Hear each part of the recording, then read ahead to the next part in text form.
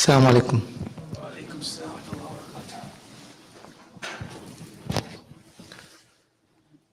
الله أكبر الله أكبر الله أكبر الله أكبر أشهد أن لا إله إلا الله أشهد أن لا إله إلا الله أشهد أن محمدا رسول الله أشهد أن محمدا رسول الله حي على الصلاة حي على الصلاة حي على الفلاح حي على الفلاح الله أكبر الله أكبر لا إله إلا الله.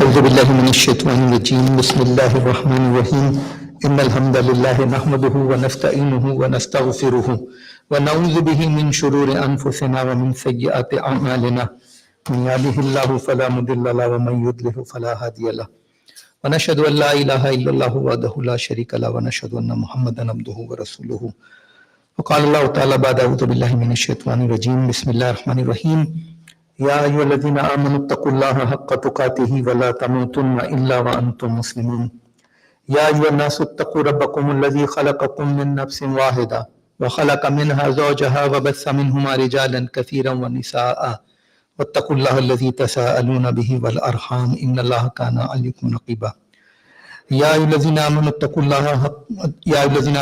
الله حق تقاته ولا تموتن إلا وأنتم مسلمون يا أيها الذين آمنوا اتقوا الله وقولوا قولا سديدا يصلح لكم أعمالكم ويغفر لكم ذنوبكم ومن يطع الله ورسوله فقد فاز فوزا عظيما أما بعد فإن خير الحديث كتاب الله وخير الهدى هدى محمد صلى الله عليه وسلم وشر الأمور محدثاتها وكل بدعة ضلالة. In one of our tafsir halakat, one of my class fellows brought to my attention that she read somewhere that a Canadian non-Muslim converted to Islam just after reading Surah Rum. We were actually studying Surah Rum at that time in our Tafsir Halaka.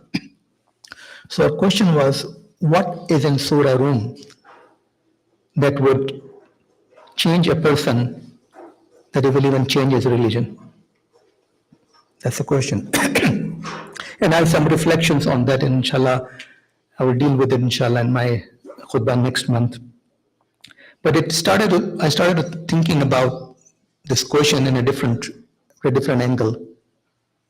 The first question would be, why would a non-Muslim even read the Quran? Secondly, why should a non-Muslim read the Quran? And thirdly, why should we Muslims read the Quran? Okay. So let's look at 3 verses from the Quran first, where Allah subhanahu wa ta'ala gave a challenge to entire mankind 1400 years ago. And the challenge still remains there. So 3 verses, we'll look at it first very briefly. Bismillahirrahmanirrahim. وَإِن كُنتُمْ فِي رَيْبٍ مِّمَّا نَزَّلْنَا عَلَىٰ عَبْدِنَا فَأْتُوا بِسُورَةٍ مِّن مِّثْلِهِ وَادْعُوا شُهَدَاءَكُم مِّن دُونِ اللَّهِ إِن كُنتُمْ صَادِقِينَ. This "in kuntum صَادِقِينَ" comes 3 times in these verses. فَإِن لَمْ تَفْعَلُوا وَلَن تَفْعَلُوا فَاتَّقُوا النَّارَ الَّتِي وَقُودُهَا النَّاسُ وَالْحِجَارَةُ أُعِدَّتْ لِلْكَافِرِينَ. Al-Baqarah, verses 23-24. There's a challenge of Allah subhanahu wa ta'ala that if you're in any doubt about what we have revealed to our servant Muhammad sallallahu alaihi wasallam, then bring a chapter like this, and you can call anybody to help you other than Allah if you are really true to your claim. And if you don't do, and you will never ever be able to do, that's the challenge, you will never be able to do, then fear the fire whose fuels are human beings and stones that has been prepared for people who reject Allah and His messages. Second verse, أَمْ يَكُونُوا نَفْتَرَوْا قُلْ فَأْتُوا بِأَشْرِ سُوَرٍ مِثْلِهِ مُفْتَرَيَاتٍ وَادْعُوا مَنِ اسْتَطَعْتُم مِّن دُونِ اللَّهِ إِن كُنتُمْ صَادِقِينَ. Again, إِن كُنتُمْ صَادِقِينَ that. Or do they say he, the Prophet sallallahu alaihi wasallam, invented it? Say, then bring 10 surahs like it that have been invented, and call upon for assistance whomever you can besides Allah if you should be truthful. The third challenge, أَمْ يَقُولُوا نَفْتَرَوْا قُلْ فَأْتُوا بِسُورَةٍ مِّثْلِهِ وَادْعُوا مَنِ اسْتَطَعْتُم مِّن دُونِ اللَّهِ إِن كُنتُمْ صَادِقِينَ. Or do they say the Prophet ﷺ, about the Prophet ﷺ, that he invented it? Say, then bring forth a surah like it and call upon for assistance whomever you can besides Allah if you should be truthful. So this challenge that Quran presented to its critics and doubters about its divine origin 1400 years ago remains unanswered to this day. So what is in this sacred book that melts the hearts of its readers and listeners and answers the objections of those who criticize and satisfies the curiosity of those who read it for academic reasons? There was a Pakistani lawyer, his name was A.K. Barohi, Abdullah Baksh Khuda Baksh Barohi. He was a lawyer, he was a secular lawyer to the left. But I didn't know that more than 50 years ago, he actually wrote a book about Islam. It was a collection of several articles that he wrote, and one of the articles or essays in this chapter was the impact of Quran on human history. And this was actually published separately as a book as well. Inshallah, I'll give a khutbah on that. So he takes up this issue of Quran's challenge and Quran's impact on history, that if we give somebody a challenge, then the biggest test of the challenge is the test of time. Has the challenge stood the test of time, or has somebody been able to reject it? So he said, if you look at the history, we have to look at an intrinsic test and an extrinsic test. I will not go into the detail, but intrinsic test, it says, is intertwined with our own cultural beliefs, like the Muslims reading the Quran. We approach it after accepting it. So we already accepted it's the word of Allah subhanahu wa ta'ala. But then there is an extrinsic test, which is by people who are not Muslims. They may not approach the Quran the same way that we do, that it is the unchallenged word of Allah subhanahu wa ta'ala. They have to find the evidence themselves. That's an extrinsic test. So that's what I want to connect with. Why would a non-Muslim read the Quran and be convinced about its divine origin to the point of living his own religion and accepting Islam just by reading one surah? Okay. So having set the stage, I want to introduce a book to you which actually answered this question. As I raised 2 questions. Why would a non-Muslim read the Quran, and why should a non-Muslim read the Quran? Let's say that I go, or any one of you goes to a church or synagogue or a temple for interfaith activity and stands up like I'm standing up and say, all of you should read the Quran. Do you think people will accept and start reading the Quran the same day? But what if, on the other hand, a PhD, a professor, a priest, a very well-known authority on Christianity stands up and tells his audience, we better read the Quran? Don't you think that will have a greater impact upon them than me saying this or you saying this? So this is a book, What the Quran Meant and Why It Matters, by Professor Dr. Gary Wolf, who's a PhD. He's almost 90 years old now. I looked through the internet that he still has not accepted Islam, but some people doubt. They think he has accepted Islam. So he has studied for the priesthood, took his doctorate in the classics, and taught ancient and New Testament Greek at Johns Hopkins University. And he's now professor of history emeritus at Northwestern University. He lives in Evanston, Illinois. So he wrote this book in which he tells the non-believers, we better read the Quran. The first question would be, why did he read the Quran? And there I said two questions, why would and why should a non-Muslim read the Quran? So he answers both of them. It's a long book, and he has several chapters in which he answers and repudiates several misconceptions about Islam and Quran. In fact, some of us Muslims also have the same misconceptions. Don't think that only non-Muslims have misconception about Quran. We Muslims do too. We don't understand everything the way it deserves to be understood. So his first chapter is an introduction. He says, my Quran problem. Okay, so that's him. So he says the way he was kind of turned in the direction of reading the Quran was after 9/11, where people started to hear a lot of nonsense about Muslims. And he quotes Donald Trump after 9/11. I'm just reading from the book. That Donald Trump was believed by his devotees, as he continues to be believed, when he claimed that he saw that day, 9/11, thousands and thousands of Muslims in Jersey City cheering as that building was coming down. That was Donald Trump's claim at that time. He said when Jersey City police and reporters were unable to find any trace of such a gathering, Mr. Trump claimed that he saw it on TV, though no one could find a TV record of the fact. Okay, this is just one example of how the media, how certain influential people misrepresent the Islam and think that every Muslim is a terrorist and the basis of the terrorism is Quran. So this is how this guy was thinking as well at one point. And then he went to attend several interfaith meetings in that period of time, and I think that 9/11 made him some blessing in disguise, despite what happened. Okay. So then he started to read some Gallup polls and all that, and he found that vast majority of Muslims, 88 to 93% in different polls, do not approve of terrorism. Vast Muslims. And he has actually an interview on YouTube. You can find it in our interview, in which he was asked the similar questions. And he said, no, look at America. We have doctors who are Muslims. We have janitors who are Muslims, engineers who are Muslims, bus drivers who are Muslim, policemen who are Muslims. They are part of American society. They are serving America. They are benefiting America. And they are peaceful people. So that's how he begins. So he said that after this 9/11, he went to a meeting.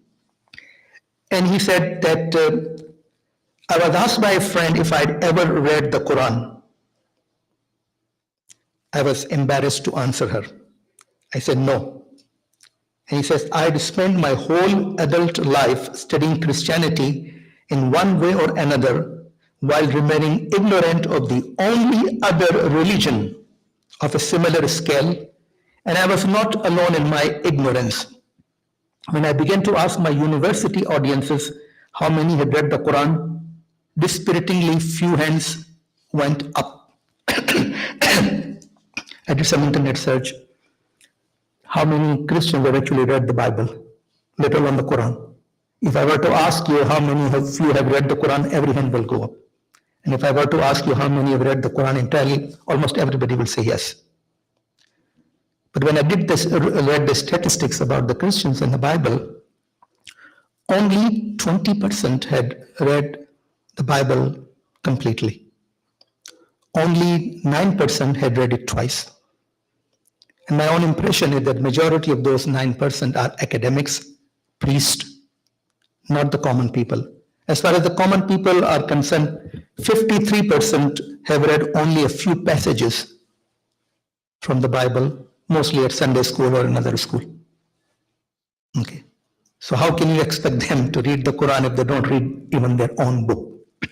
So now Professor Willis mentions that influential people in our country tell us blatant lies about the religion that is followed by millions of peaceful Muslims, and we have no way to correct those claims unless we look at the morality of the Quran.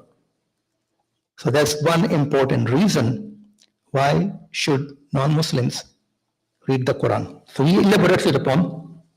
And he said, yes, there are many people who will block our reading of it. They think that Quran is not for reading but for burning. Okay?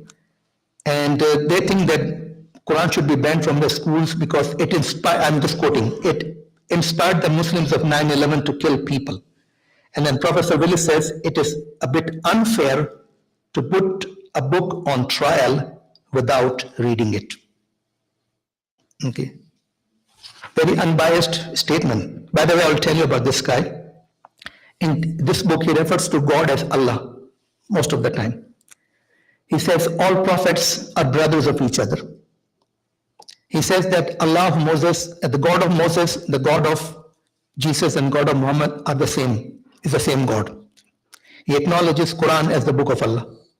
He quotes several verses from the Quran about the continuity of the revelation from Adam ﷺ down to Prophet ﷺ. Even if he has not accepted the Quran, what would I call him? Think about that. So now, he also said that there are people opposed to the people who are telling us blatant lies and blocking the way of reading the Quran by the common people. There have been some very people. He said that the Quran does not favor violence rather than peace. This is also a judgment about the book reached by studious non-Muslims. So he's quoting non-Muslims. First one quotes is a secularist genius like Edward Gibbon. And Edward Gibbon, if you don't know, wrote a very famous book of history, The Decline and Fall of the Roman Empire. He read the Quran. So there are people throughout the history who have read the Quran and have commented upon it. So he said, and this is the old English of the 18th century, a pernicious tenet has been imputed to the Mohammedans. In those days, Islam was called Mohammedanisms and the Muslims were called Mohammedans. So he said the pernicious tenet has been imputed, which means Muslims are being blamed. The duty of extirpating all other religions by the sword.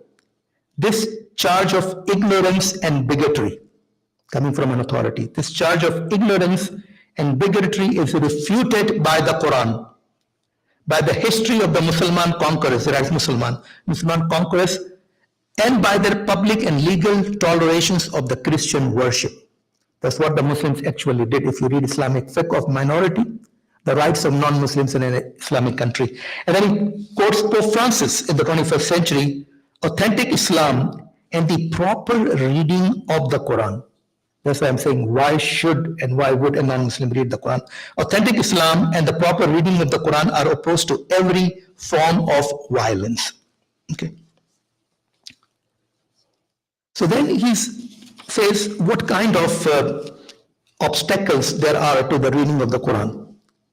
Okay, it's a very important thing. And he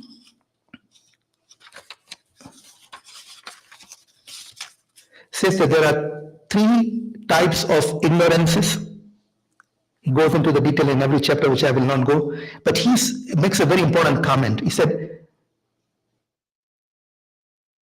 some of us on both sides do not want to recognize the legitimacy of different religions in our midst.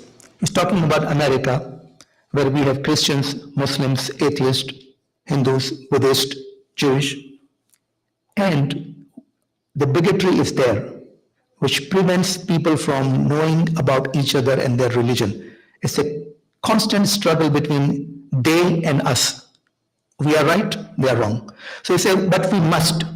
We have already paid a terrible price for our ignorance about the people into whose lives we have blundered in a preemptive war, the longest in our history and one that is still going on. I don't have the time to quote the the people after 9/11 who said that it will be a cakewalk or a walk in the park when Americans invade Afghanistan and Iraq, but you can read the book. So he then says that there are three kinds of ignorance that cripple or undermine our ability to act intelligently when dealing with Islam as a religion. In other words, the way American government has dealt with Muslims is foolish way, not an intelligent way. Okay, it doesn't say it this way. To identify the distortions of that religion, Islam, and to strengthen our bonds with the peaceful Muslims in opposing distortions of that or our religion. So he said those three, and I will not elaborate upon them. As I mentioned, there are different chapters on that. So he said first is the secular ignorance, which made us blunder into Iraq, thinking we could turn into a democratic Disney world. Second is religious ignorance, which pits our crusaders against their jihadists. And he has a chapter about jihad, and he explains jihad much better than I could do that in Islamic context. The third is fearful ignorance, which makes us think Muslims are infiltrating our government and national life. How true this is. Okay. So now he says that, is it necessary to read the Quran in order to overcome these self-inflicted ignorances? Okay. The point that he's trying to make, the point I'm trying to make is that we Muslims do not need to defend Islam. Islam is Allah's religion. It is His book.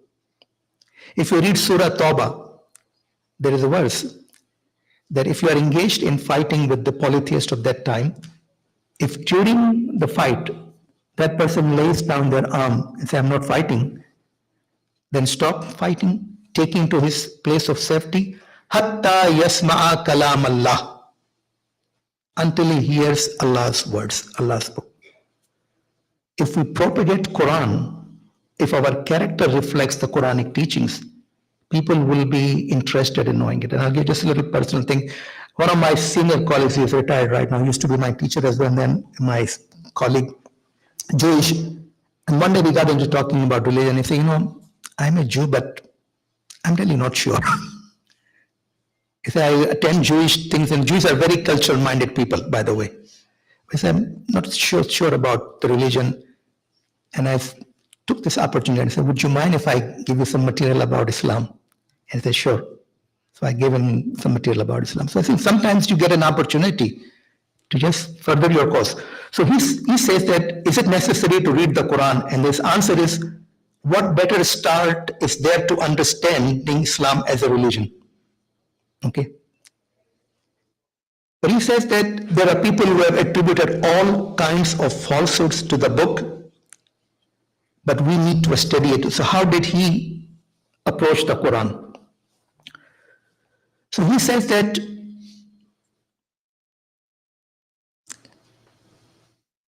something very profound. He said, this book is not a disquisition, it is a conversation. Conversation with Allah subhanahu wa ta'ala. Ali, when I read this thing, it reminded me of what Ali radiallahu ta'ala said. He said, when I'm praying, making namaz, I'm having a conversation with Allah. Allah is talking to me. And when I'm making a dua, I'm having a conversation with Allah. I'm talking to Allah. He realizes this, but Quran, when you read, it's a conversation. Quran is a very engaging book. If you read it this way, it engages you. He said, or the opening of one, and he said, after attempting to clear a space by reducing the three forms of ignorance that have been holding us back from understanding Islam, I shall explore what I have been able to learn and appreciate about the Quran. This is his model. That first you have to kind of unlearn all these three kinds of ignorances, the secular, the religious, and fearful, and approach the book from an objective, academic, pure mind. It will dispel your doubts, and it can convince you to accept Islam as well. Whether he accepts or not, that's not my point. So he said that this is not a model for others of reading it. It is affected by my familiarity with one form of religious sensibility, my Roman Catholicism. Others can read it through their own particular lenses. And says the book invites this kind of exchange. So what is his recipe? And I think it's a recipe for Muslims too. So he said, he or she, a person should begin learning Arabic. Okay, you don't And he also mentioned that for a casual reading, you don't necessarily need to read it in Arabic, you can read it in any language. But if you really want to understand the Quran, learn the Arabic. He said, then go instantly to the admirable 1988 pages of the Study Quran by Sayyid Hussain Nasr and so forth. This is available, the Study Quran is available, it's in English. It's a very good tafsir, I read it. And one of the authors, one of the contributors is actually in my community, Dr. Dagli. He said, I use the book often referred to henceforth as SQ, and say also consider other translations of the Quran, and he's talking about Muhammad Abdul Halim's English translation of the Quran, very well recognized translation from Oxford University. It's available online for free. And then at the end he said, must we read the Quran? We better do that.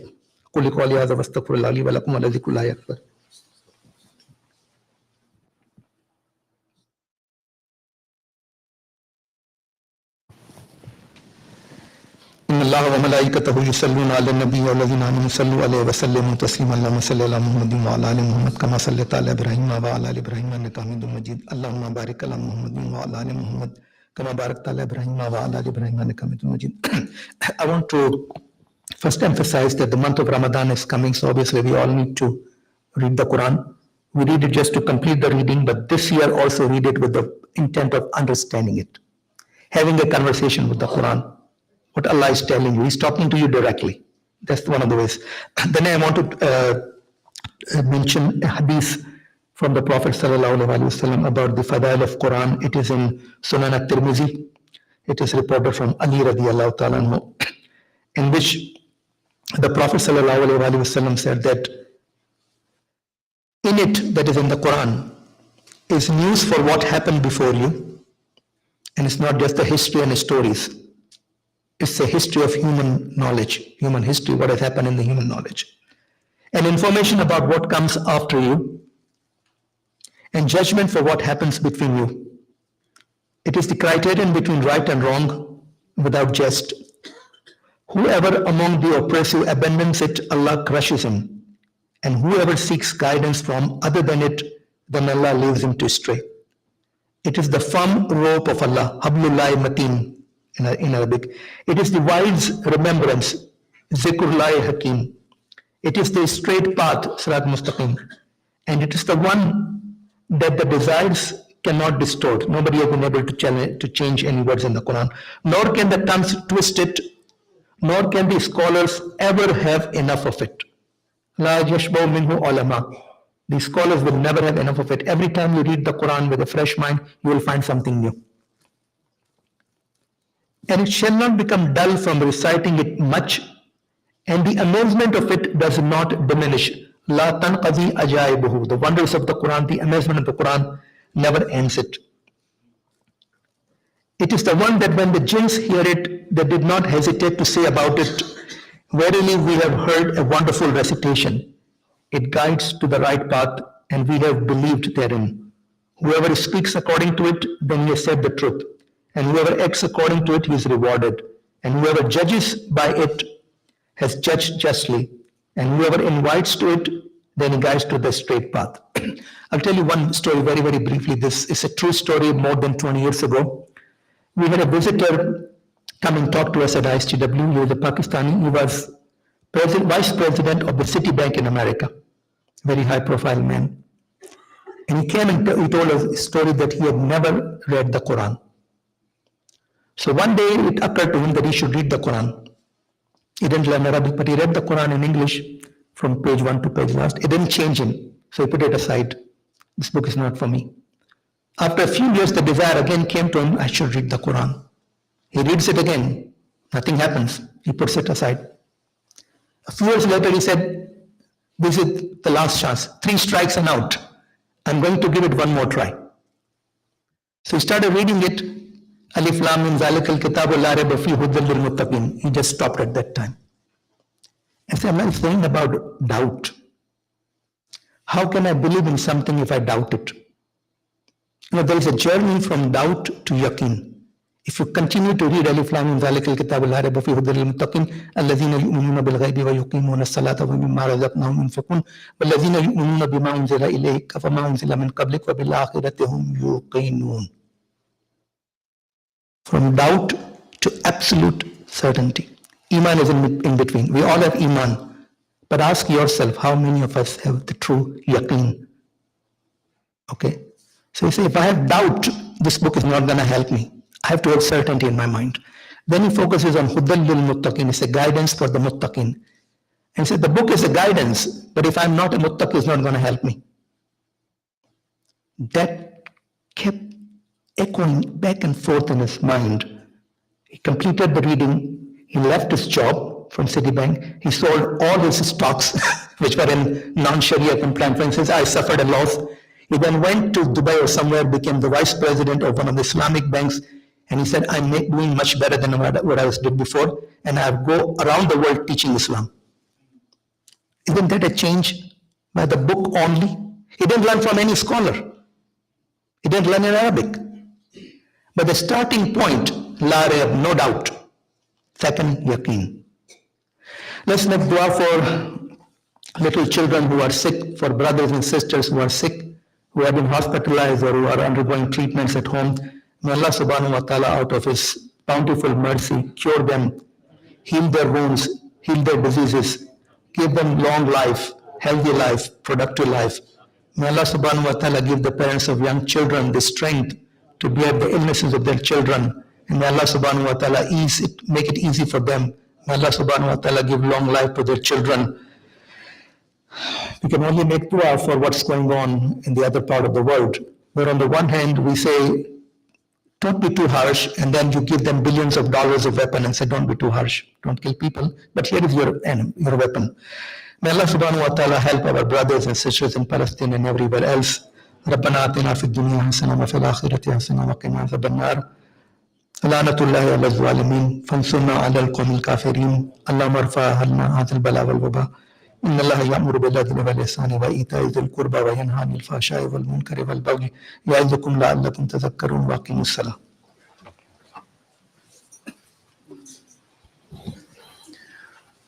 الله أكبر الله أكبر أشهد أن لا إله إلا الله أشهد أن محمد رسول الله حي على الصلاة حي على الفلاح قد قامت الصلاة قد قامت الصلاة الله أكبر لا إله إلا الله. La ilaha illallah, make your line straight. Allahu Akbar.